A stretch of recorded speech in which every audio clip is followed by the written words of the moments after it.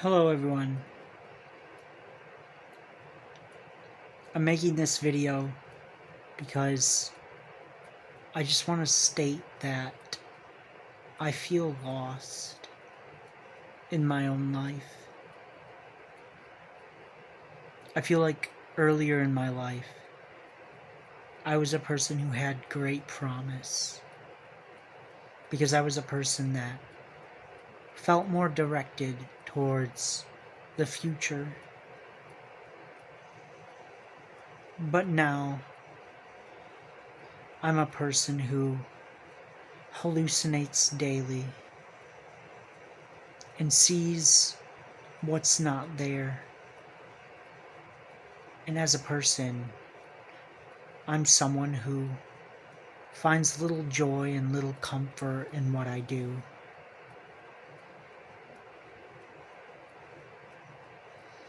I cannot go through my entire day without hallucinating a voice, or feeling suicidal, or finding little joy in normal activity, or even simple interaction with other people, because I have trouble communicating.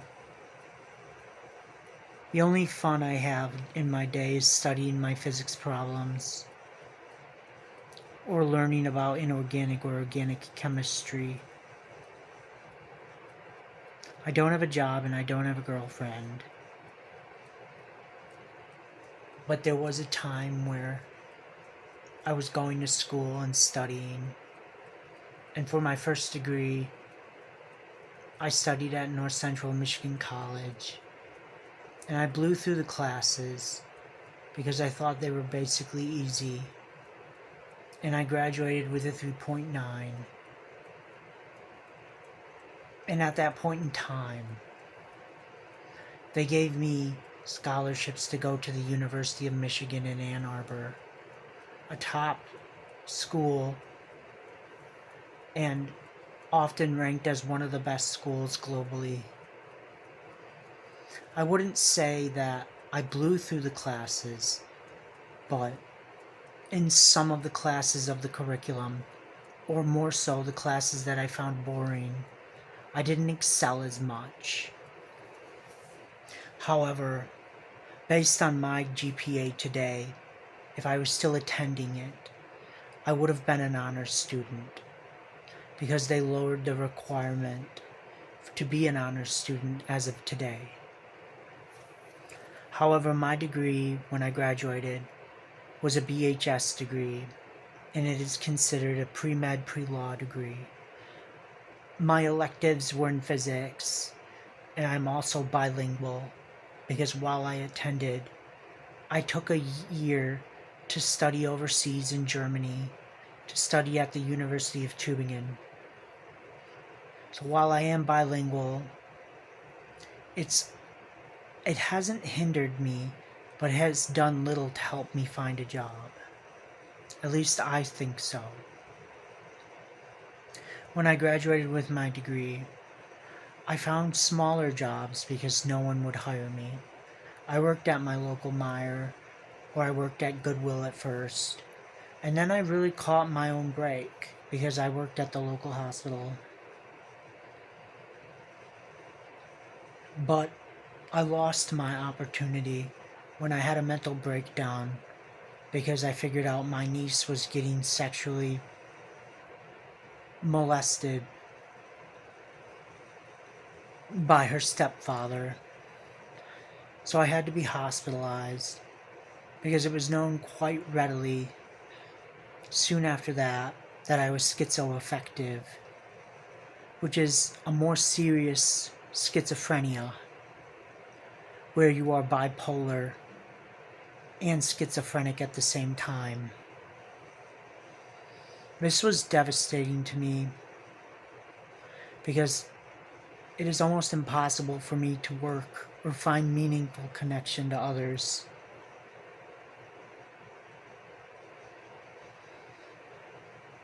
And I find when I do have connection with others, I say the wrong thing.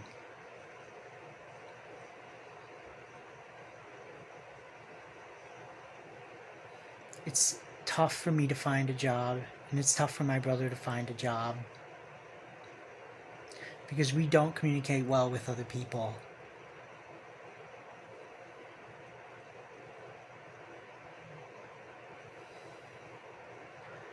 Some of my worst hallucinations, and my brother and I often share the types of hallucinations that we have, was when our family's Pomeranian died.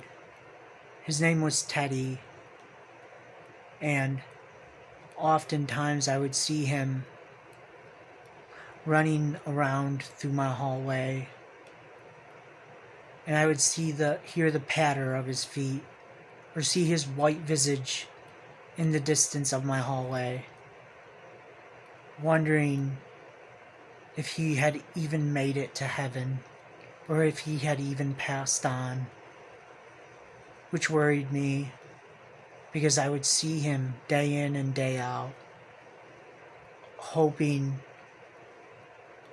that he reached a different plane of existence or a different area. And I'd pray, just hoping that he wasn't still on this earth. And it was scary at first, because no one wants to see their dog. And no one wants to see that their dog is dead, still looking for them. I think the scariest part of my schizophrenia was that while I was going to school, listening to the voices, they sounded very distant. So one of my distinct voices was of a man, an old man. But while his voice sounded like a whisper, as the years went on, his voice became closer and closer, where his whisper then sounded like a shout. And it made it impossible for me to work in a job. Whereas, even when I was doing such meaningless work as hanging clothes at Goodwill, the man would constantly tell me to kill myself. For that is the aspect in the destructive ideals, or not ideals, the destructive idea of what is the substantial basis of my schizophrenia. The destructive burden that I go through is praying that I don't have to hallucinate, and being constantly subjected to the fact that this might be a day where I do experience a hallucination. And the best way to describe it, at least this is the way I describe it to people, is almost like a nosebleed. You're standing around, and then all of a sudden something is switched on in your brain, and you know you're hallucinating because you're suffering through psychosis.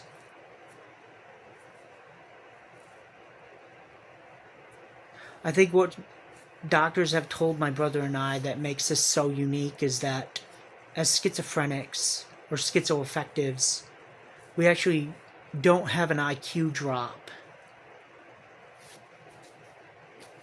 Most people who suffer through schizophrenia or suffer through schizoaffective disorder suffer through IQ drops. And it's not necessarily a dumbing down. It's more like a detachment, that you're unable to recognize your hallucinations and you're unable to quantify or integrate information within yourself, analyze, or recollect. In many different ways, maybe that happened to me on a certain level.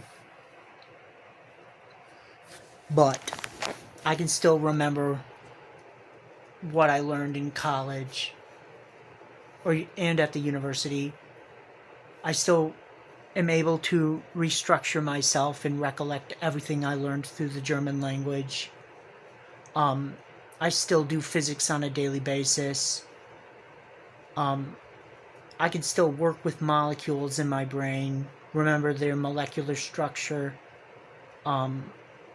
If I got really deep into organic chemistry, I probably wouldn't want to talk too much about it, because getting deeper and deeper into chemistry usually leads to, explosive results. You don't really want to go there.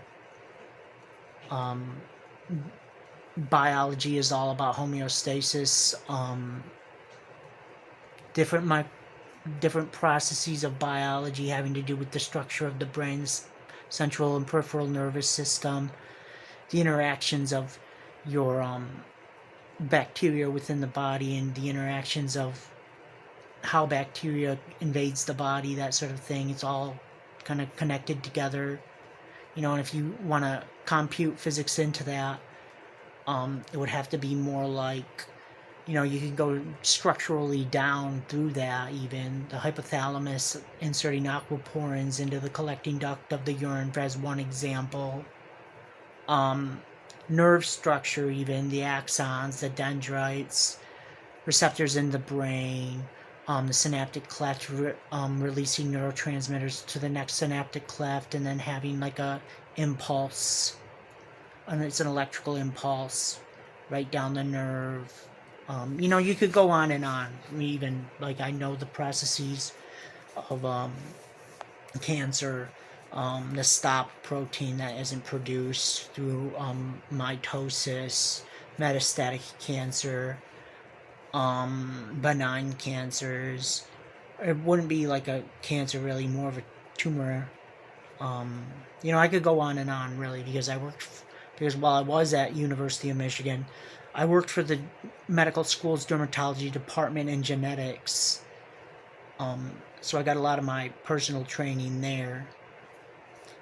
But the whole point I'm trying to make is that as schizoaffective people, my brother and I didn't really have an IQ drop. And by that, I'm not trying to say people with schizophrenia are dumb. I'm trying to say that when my brother and I hallucinate, we recognize their hallucinations. Most people who are schizoaffective or schizophrenic, as far as, I'm aware, they can't really gauge what they're seeing is a hallucination. So they lose attachment to reality.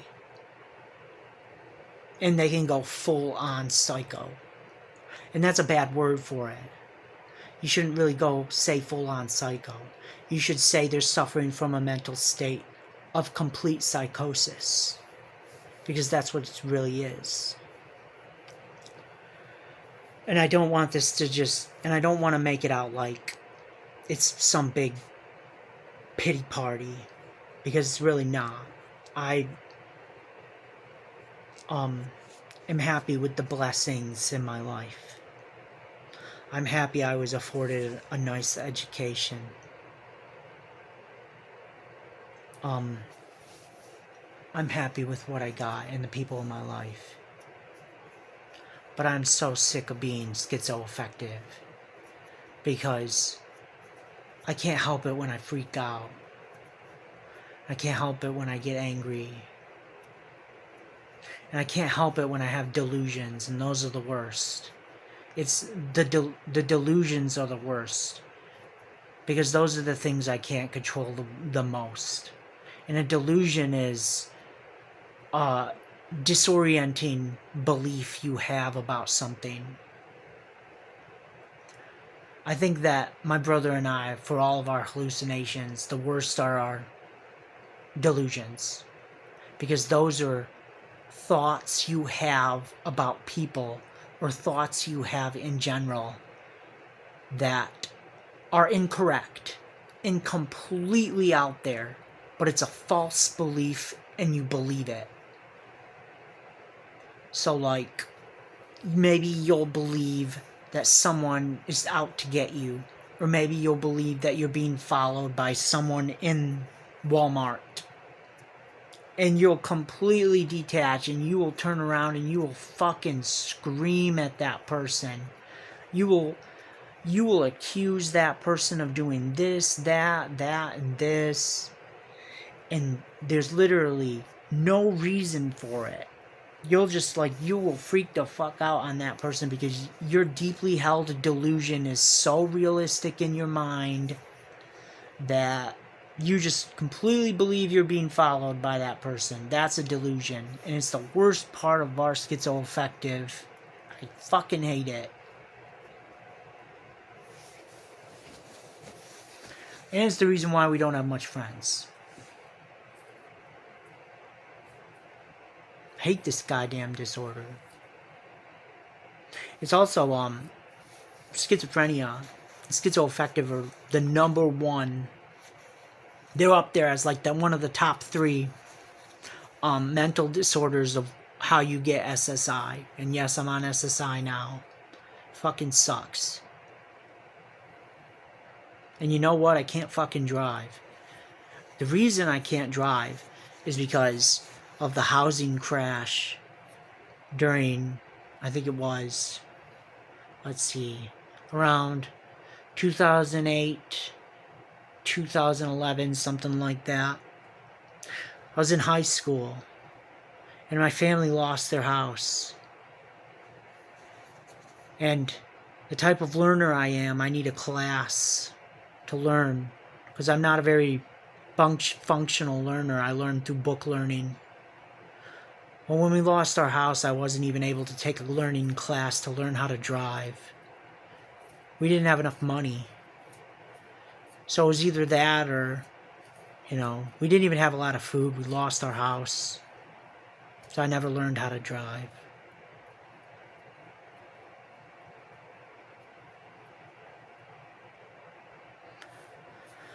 At that point, our grandma was not doing too well. So she left us her modular. And that's where we went after losing our house.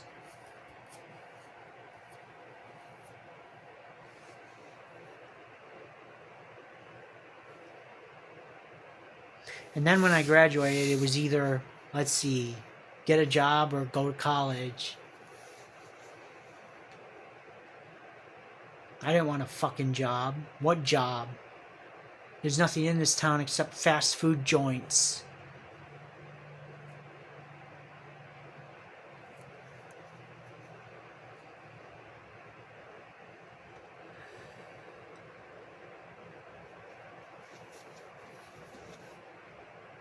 Felt like everything was going right.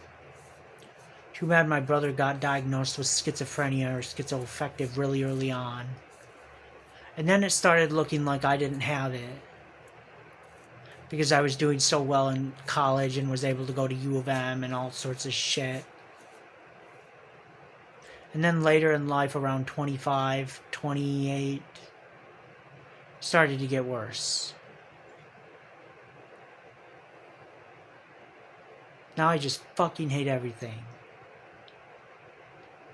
Fuck sitting in here.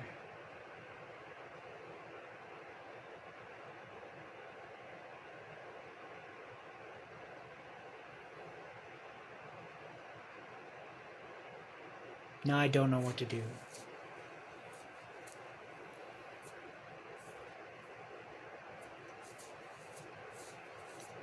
I do get out sometimes though. I go to Clubhouse, and Clubhouse is just an organization for people with mental health issues to reintegrate you back into the workforce if you have low social skills. That's all it is. It's just a place where you go if you have low social skills and you need to reintegrate yourself into the workforce. And lo and behold, I have fucking shitty ass social skills. Who the fucking thunk it?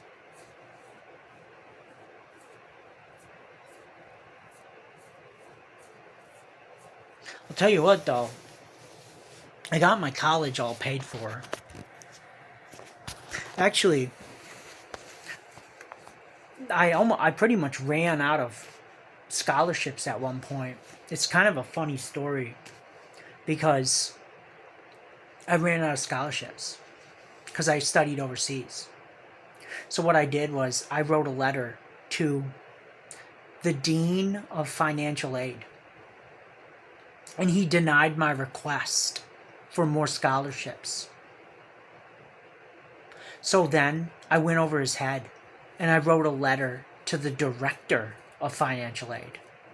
And when I gave him my letter, he said, "This better not be the same letter you wrote to the Dean." And I said, "Nope, it's not." Because at U of M, they had a strong policy against self-plagiarism.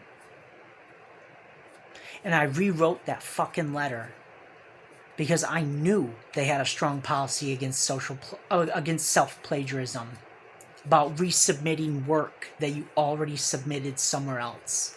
And you know what? That Director of Financial Aid, he fully funded the rest of my years at U of M.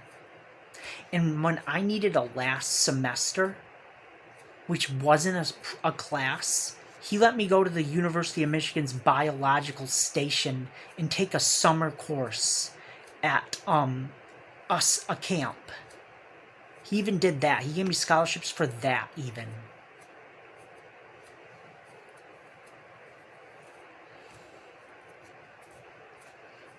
So yeah.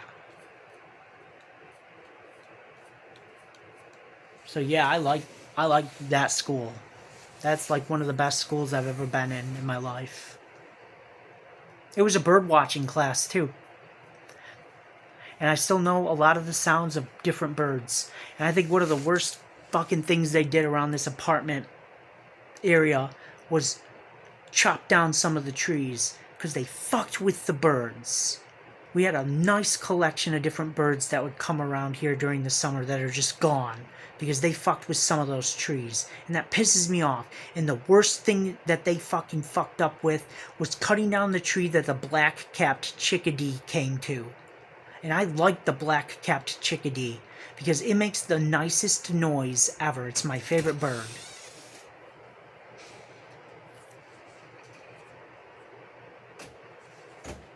You don't mess with the black-capped chickadee. It's my favorite bird. When you chop down that tree that grew, though, I don't even know what tree it is, but it had the white petals on it. And the black-capped chickadee would go over to it and eat its berries. And now it doesn't come anymore because you didn't replant it. And it died or something. We should have put another one in or something. I don't know what the hell was going on. All I know is that there were other trees they cut down around here. Because it didn't just go to that one tree.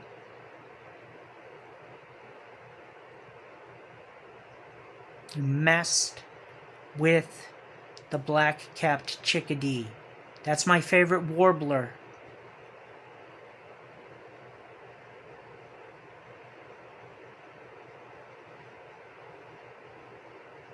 Actually, maybe it's my second favorite because there's also the Kirtland warbler. A very protected species of bird. And when I was at the UM Biological Station, we got a personal guide to take us through the Kirtland area to see the Kirtland warbler firsthand. We had to be very careful when our class went through that area. We had a class of like maybe 5 people. And we went through the protected forest that contained the Kirtland warbler. And I saw the damn thing. We all saw it because we had our own binoculars. And we saw the damn thing. The guide showed us it. And it was it's probably one of the most precious, most experienced things I've ever had in my life, was seeing a protected species like the Kirtland warbler. It really, truly was one of my treasured experiences. Because the Kirtland warbler, I don't know what its status is right now, but back during the time, that would have been it was 2019. It's a protected species. There's not very many of them left. at least for the time. Well, anyway, that's all I wanted to talk about. Thank you for watching my video.